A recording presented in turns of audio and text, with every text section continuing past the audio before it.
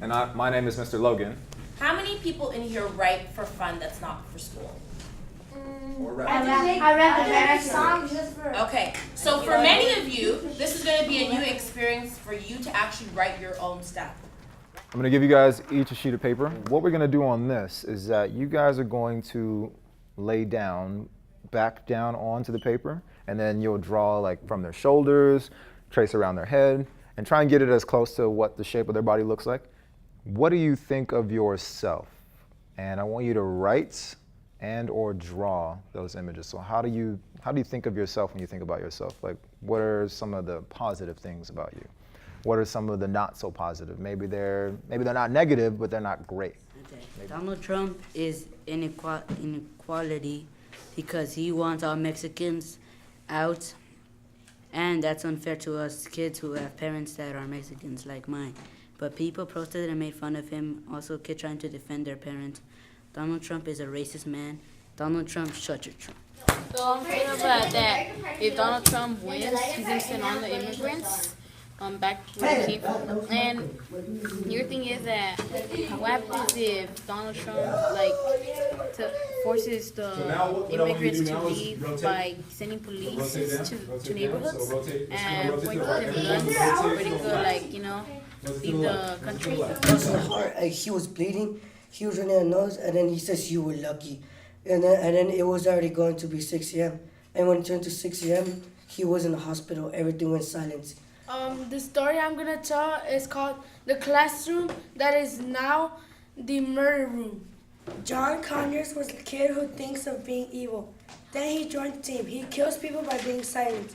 So even though you wrote this story and it seems like a harmless, fun story, I just want to point out to you that the things that you're writing is based on things that you are experiencing or what's happening in your life right now to yourself or people that you know.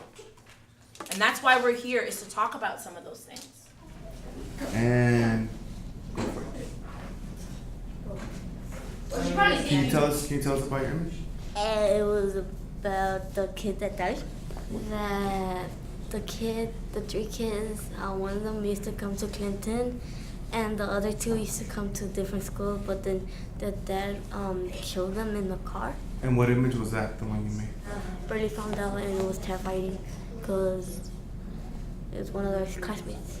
What are you afraid of? That I'm afraid of that my family will run out of money and then they won't be able to pay the rent, the bills, or pay enough money for food and clothes, and they're going to be over there in the street.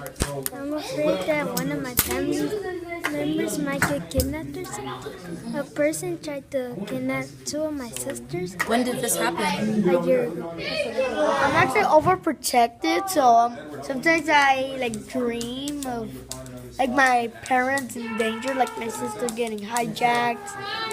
And then I'm afraid that one of those people are gonna rob her or something like that. Yeah.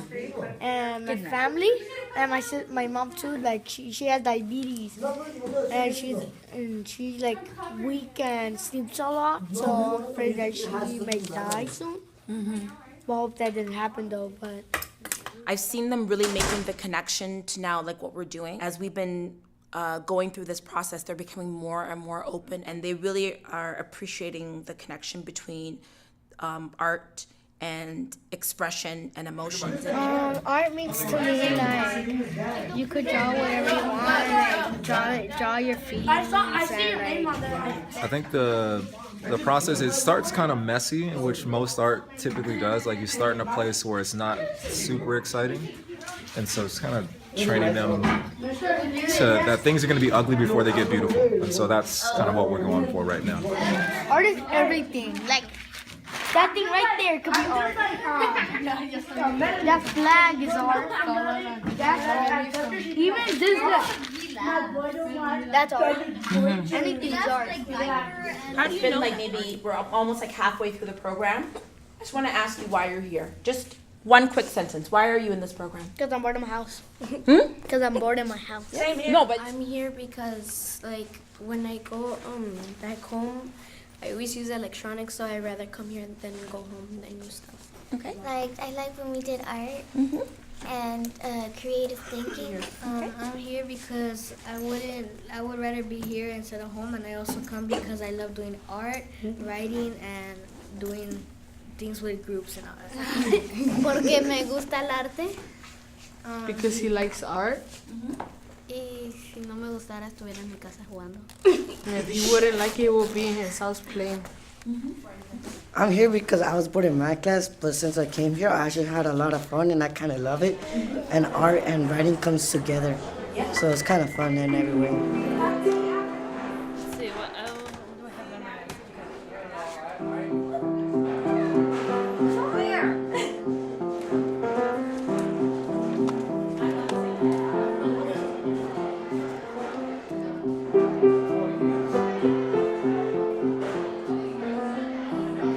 Freaking out or nervous? I'm so nervous. Even though I performed before.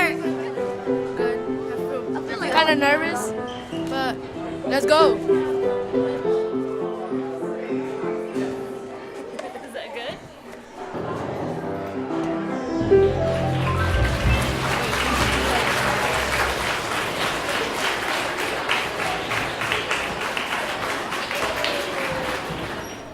Our friend died. Our friend died.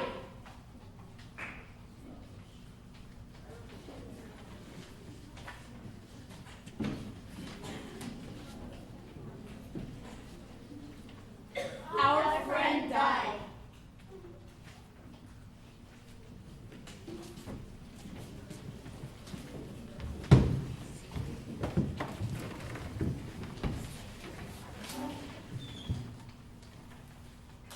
And we were ashamed. We were ashamed of ourselves for not sharing that much with him, for not playing with him when he wanted to play, for not helping him with his homework, for making fun of him, and for not saving him. How could we have saved him? Fear is a word that I think a lot about lately, since our friend died. Fear means loneliness. It means death, the darkness, the evil inside, the evil laughter that takes over your body like spirits. We never truly understood the word fear until he died. I died, our friend, in a room all alone in fear, with only darkness surrounding him. We want to live in a world where there is no murder. We want to do more than live. We want to be alive. We want something amazing, something powerful, something creative, something mythical. We want something spectacular to happen for us, and we want the same thing to happen for you. You want to do more than live. You want to be alive. You want something amazing, something powerful, something creative, something mythical. You want something spectacular to happen for you. And we want the same thing to happen for you. I once knew a woman that tried to commit suicide because she was tired of living. She was tired of opening her eyes every morning.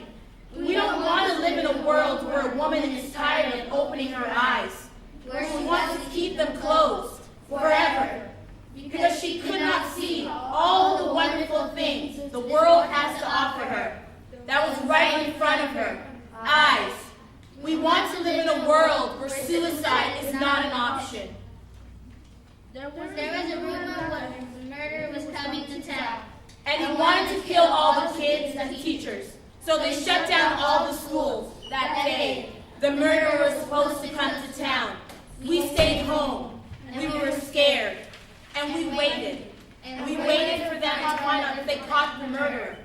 And when we could go back to school and be with our friends and learn. The murderer didn't come to town that day. False alarm!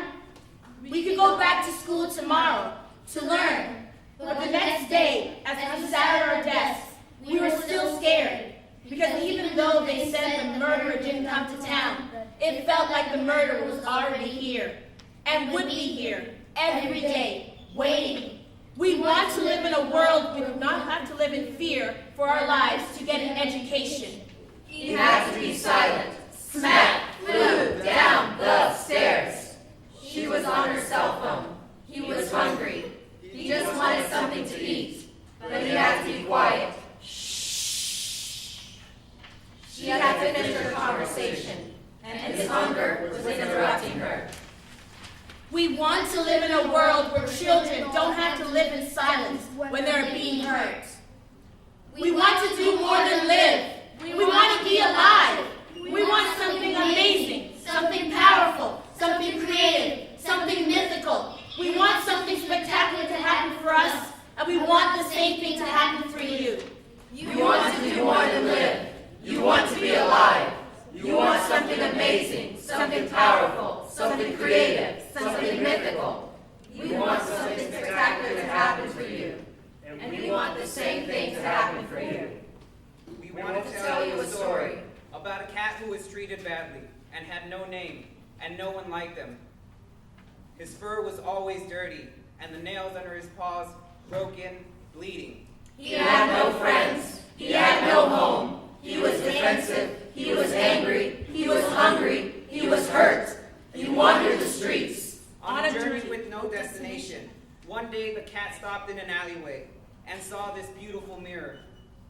And he stood in front of that mirror. And when he saw his reflection, he didn't see himself as a cat with dirty fur, paws broken, bleeding. He saw himself as a lion. We all want to see ourselves as lions. Life can kill you.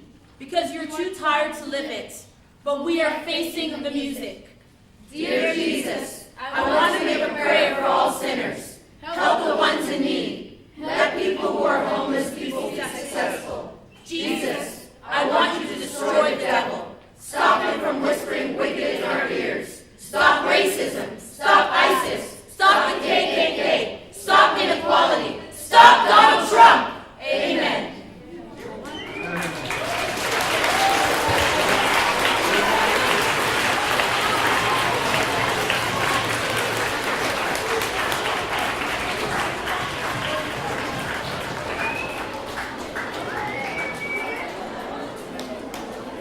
We want to do more than live.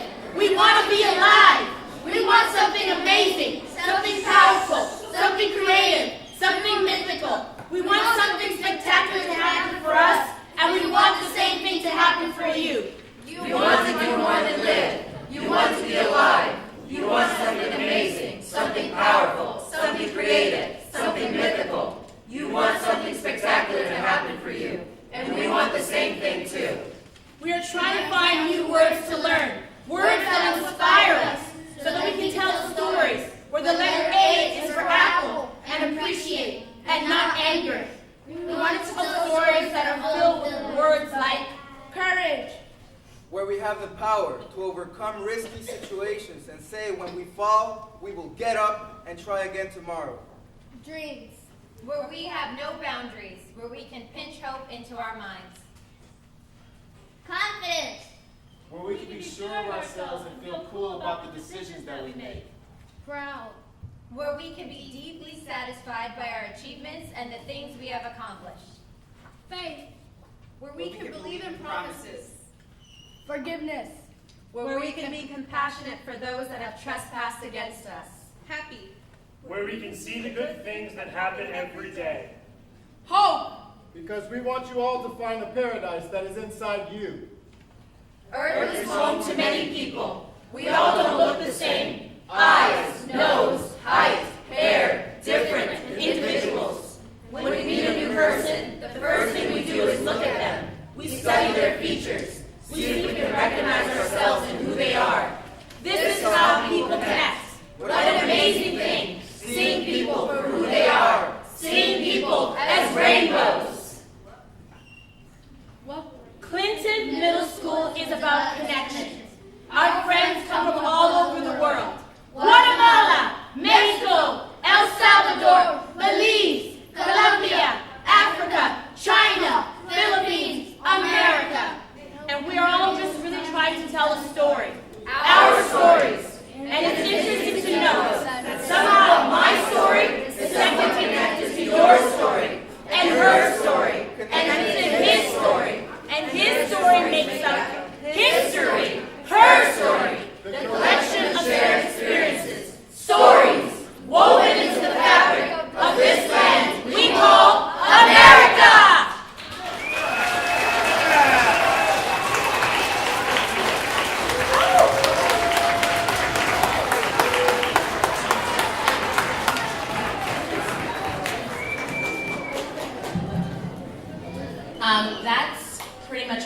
have right now. I would like to thank all the students who helped write every single word on the page. The painting that you see behind you, the students created in the workshop. And it's dedicated to Luis Fuentes.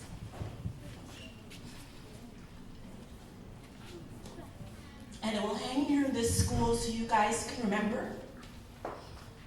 And we never forget. I want to thank the students and the actors who have come today to help us perform this monologue. We really appreciate it. Thank you so much. Thank you, teachers, for allowing your students to miss class. I hope that what you've seen today is an indication of the ability and the amazing storytelling gifts that Clinton Middle School students have. I have done this project for many years, and in all my life, I have never been in such awe of such bravery and courage from a student body that has been deeply wounded. I just hope that today you can walk away and celebrate your life and celebrate the lives of those that are not with you now. You can carry those messages, and you too can be storytellers. So thank you very much for your time today. I really appreciate it. God bless.